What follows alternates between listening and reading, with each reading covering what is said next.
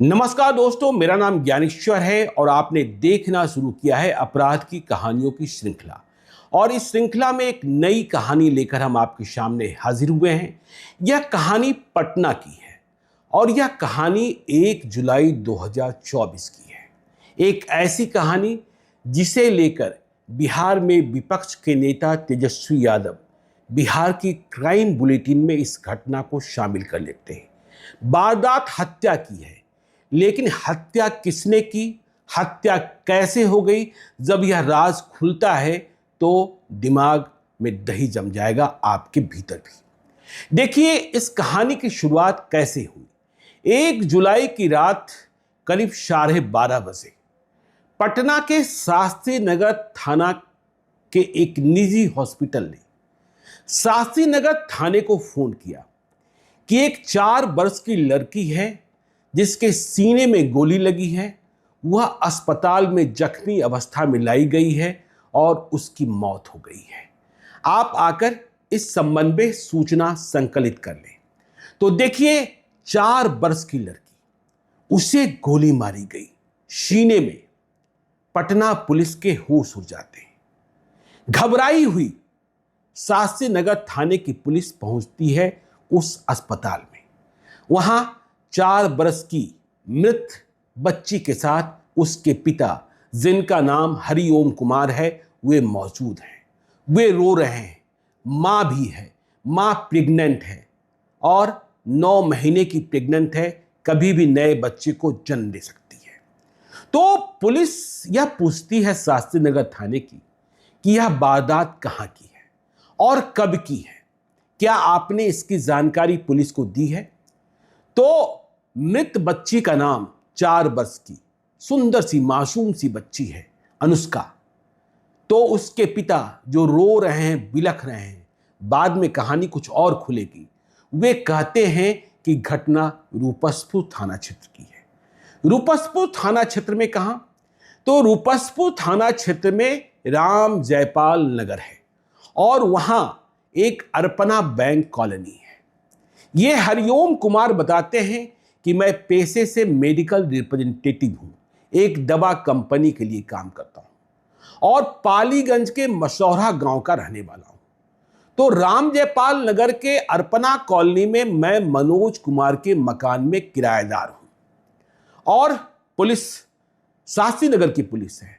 जब घटना स्थल मौका वारदात की जानकारी मिल जाती है, यह मालूम हो जाता है कि यह घटना रूपसपुर थाना क्षेत्र में घटित हुई है, तो इसकी जानकारी रूपसपुर के थाना अध्यक्ष रणविजय कुमार को दी जाती है। रात को ही इस बात की खबर पटना के एसएसपी राजीव मिश्रा को मिलती है। उनके भी होश फाख्ता हो जाते हैं। यह क्या हुआ, यह कैसे हुआ? 4 वर्ष की बच्ची को किसने गोली मार दी? हत्यारे का इरादा क्या है, उद्देश्य क्या है? क्या हत्यारे के टारगेट पर अनुष्का के पिता हरिओम कुमार थे? तो अब शास्त्री नगर की पुलिस केस को रूपसपुर थाने को सौंप देती है। जो संबंधित पुलिस पदाधिकारी हैं, सिटी एसपी हैं, वे भी मौका वारदात पर पहुंचते हैं और घटना की छानबीन शुरू कर देते हैं। तो देखिए सबसे पहले जानकारी अनुष्का के पिता से ली जाती है। वे कहते हैं कि सोमवार रात 8:30 बजे वे ड्यूटी समाप्त कर घर लौटे थे। घर जो है, जो किराए का घर है, वह थोड़ा सुनसान है। तो पत्नी ने दरवाजा खोला। पत्नी और बेटी दोनों दरवाजा खोलने साथ आई। मैं पत्नी के साथ भीतर चला गया। बिटिया बाहर रह गई और वह बाहर खेलने लगी दरवाजे पर। मैं भीतर जब कपड़े बदल रहा था, कुछ ही वक्त हुआ होगा, हमने गोली चलने की आवाज सुनी। मैं परेशान हो गया और जब मैं घर से बाहर निकला तो मेरी बिटिया जो खेल रही थी वह खून से लथपथ दिखाई पड़ी। मेरे तो होश ही उड़ गए। जाहिर तौर पर किसी पिता, किसी मां के होश उड़ जाएंगे। सामने बिटिया की लाश पड़ी है, या यूं कहें कि जख्मी अवस्था में पड़ी है, खून से लथपथ है। तो पिता सीधे एक निजी अस्पताल में लेकर जाते हैं। यह अस्पताल किसने बताया, इसकी जानकारी अभी नहीं है। तो पिता अस्पताल ले गए शास्त्री नगर में, वहां इलाज के दौरान मौत हो जाती है। पुलिस यह पूछती है कि अच्छा आप ये बताइए, आपको किसी पर शक है? वे कहते हैं कोई शक नहीं है, मेरी किसी से लड़ाई नहीं है, मैं ऑफिस का काम समाप्त करने के बाद आईजीआईएमएस गया था और उसके बाद घर आया। पुलिस को लगता है कि कहीं इसके पीछे आईजीआईएमएस के भीतर जो दवा माफिया गैंग है वह तो शामिल नहीं है। 2 वर्ष पहले भी वहां वीरेंद्र यादव की हत्या हुई थी। तो पुलिस कुछ पूछताछ करती है, लेकिन सवाल जो है ना वह उलझता चला जाता है। लेकिन अभी बेटी की मौत हुई है, शव का पोस्टमार्टम कराया जाता है अगले दिन। पुलिस पर शक की निगाहें शुरू हैं, लेकिन अभी पुलिस कुछ खोल नहीं रही है।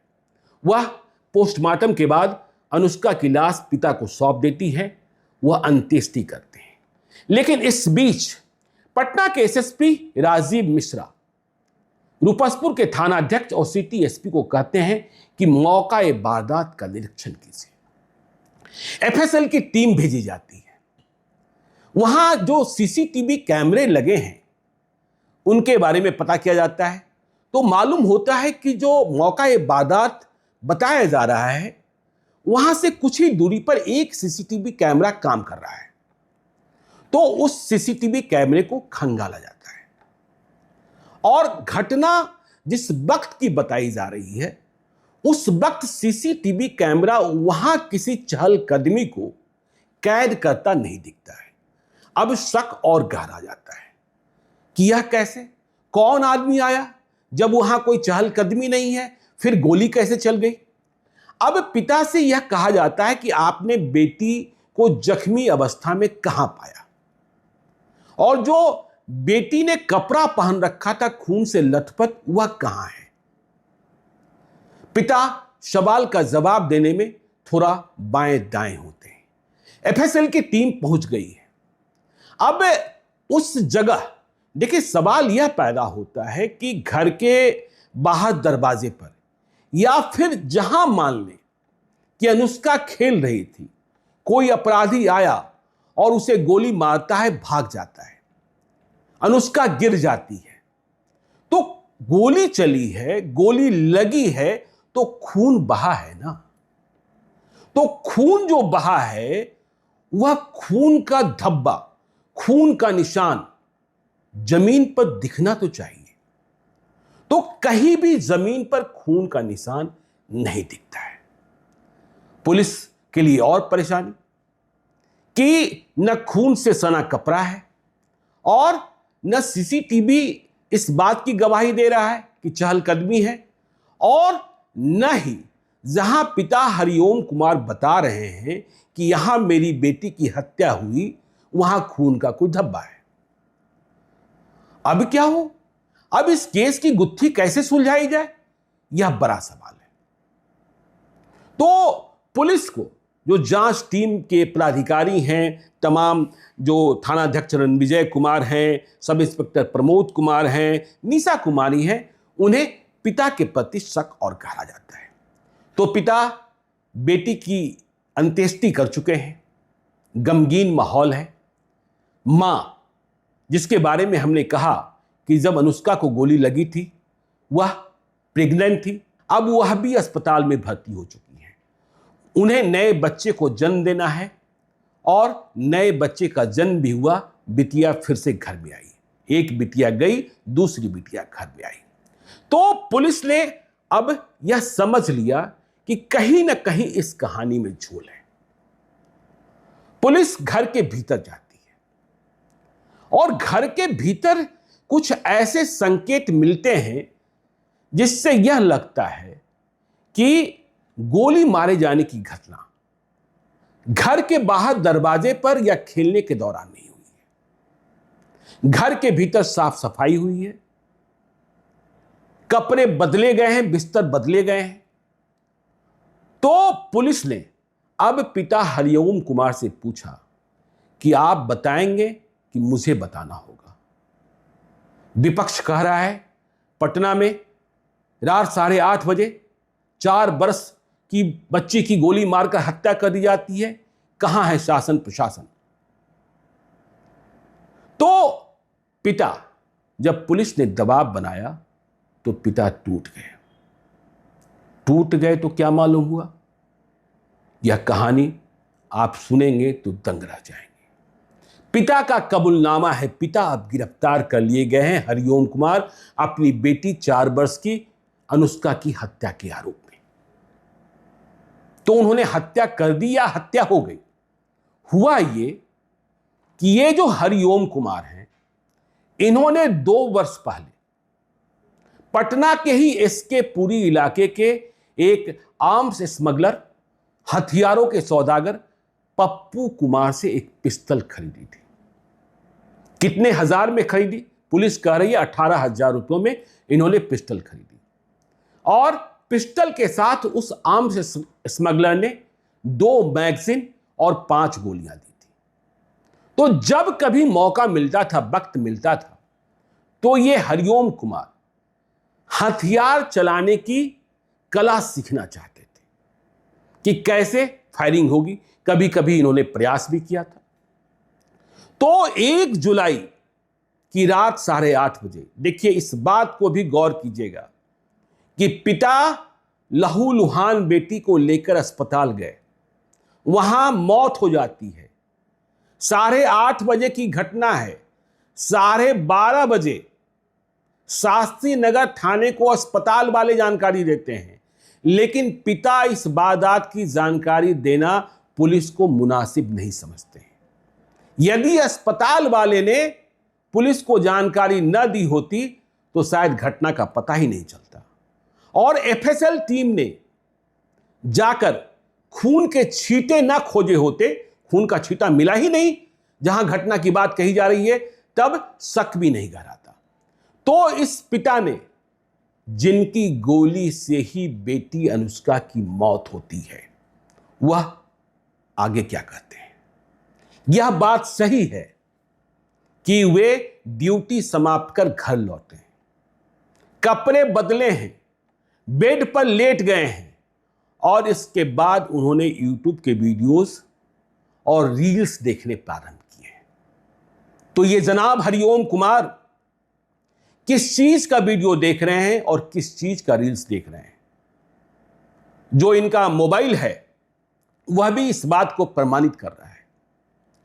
तो ये वीडियोस देख रहे हैं और रील्स देख रहे हैं कि पिस्टल में गोली कैसे भरी जाती है, मैगजीन कैसे लगाया जाता है, फायर कैसे किया जाता है, लॉक कैसे किया जाता है, अनलॉक कैसे किया जाता है। तो एक के बाद ये कई रील्स देख रहे हैं और जैसा वीडियो में बताया जा रहा है वैसा ही करने का ये प्रयास कर रहे हैं।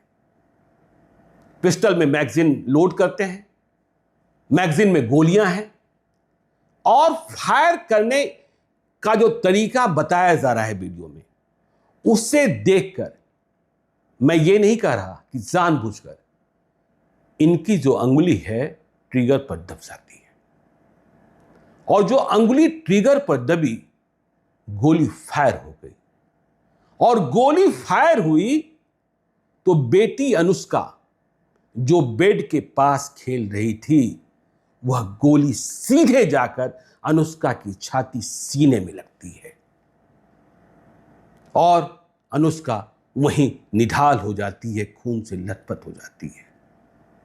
तो खुलासा इस बात का होता है कि अनुष्का की हत्या घर के बाहर दरवाजे पर नहीं, घर के भीतर पिता द्वारा चलाई गई गोली से ही हुई है।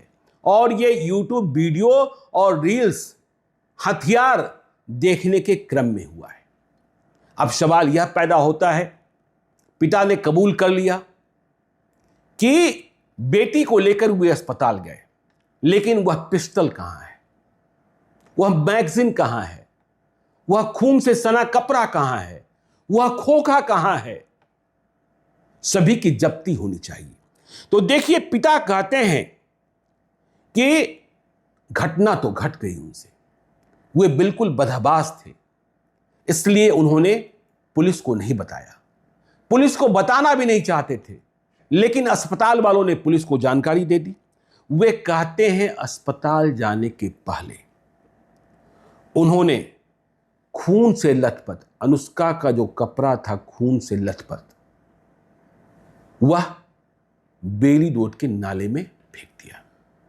इसका मतलब अस्पताल बेटी को ले जाने के पहले इन्होंने कपड़ा भी बदला, या जो खून से सना कपड़ा था उसे हटाया और दूसरे कपड़े में लपेटकर बेटी को ले गए। छोटी बच्ची है। पुलिस ने खून से लथपथ कपड़े को बरामद करने की कोशिश की है और अब भी जारी है। फिर सवाल यह पैदा हुआ कि आपने पिस्टल कहां फेंका? पिस्टल इन्होंने पानी से भरे गड्ढे में फेंक दिया। अभी पिस्टल की जब्ती नहीं हुई है, लेकिन 2 मैगजीन, 4 जिंदा गोली इसकी जब्ती हो गई, जो हरिओम कुमार के पास खरीदी गई नाजायज पिस्टल का मैगजीन और गोलियां। इसके अलावा वह खोखा, जिस खोखे से हत्या हुई, वह खोखा भी पुलिस ने जब्त कर लिया है। तो जब यह खुलासा हुआ, जब यह राजपास हुआ, तो यह बड़ा डिटेक्शन था, क्योंकि इस घटना को लेकर बाबेला था कि पटना में अपराधी इतने बेलगाम हो गए हैं। लेकिन सोचिए, जब आप नाजायज हथियार खरीदेंगे, फिर उसे चलाने के तौर तरीके वीडियो से सीखेंगे, रील्स देखकर सीखेंगे, तो क्या होगा? जिस तरीके से अनुष्का की मौत हुई, किसी की भी मौत हो सकती है। सवाल तो यह भी है, और पुलिस ने जेल भेजने के पहले यह भी पता करने की कोशिश की है कि यह हरिओम कुमार आखिर में पिस्टल इसने खरीदी क्यों थी? क्या इसका इरादा किसी और का मर्डर करना था? क्या इसकी दुश्मनी किसी और से थी? क्योंकि यदि आप पिस्टल खरीद रहे हैं, नाजायज खरीद रहे हैं, तो आपके मन के भीतर पाप है। तो इस तरीके से इस कांड का पर्दाफाश हुआ, और जो सवाल पूछे जा रहे थे उसका समाधान हुआ। पटना में 4 वर्ष की बेटी का मर्डर कैसे हुआ था। तो ऐसी ही कहानियां आपको हम सुनाते रहते हैं।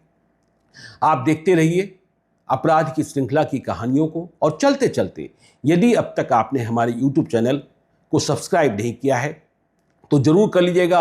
और यदि इस वीडियो को आप फेसबुक पेज के माध्यम से देखें तो पेज को लाइक कीजिएगा, ट्विटर पर भी हमें फॉलो कीजिए। धन्यवाद।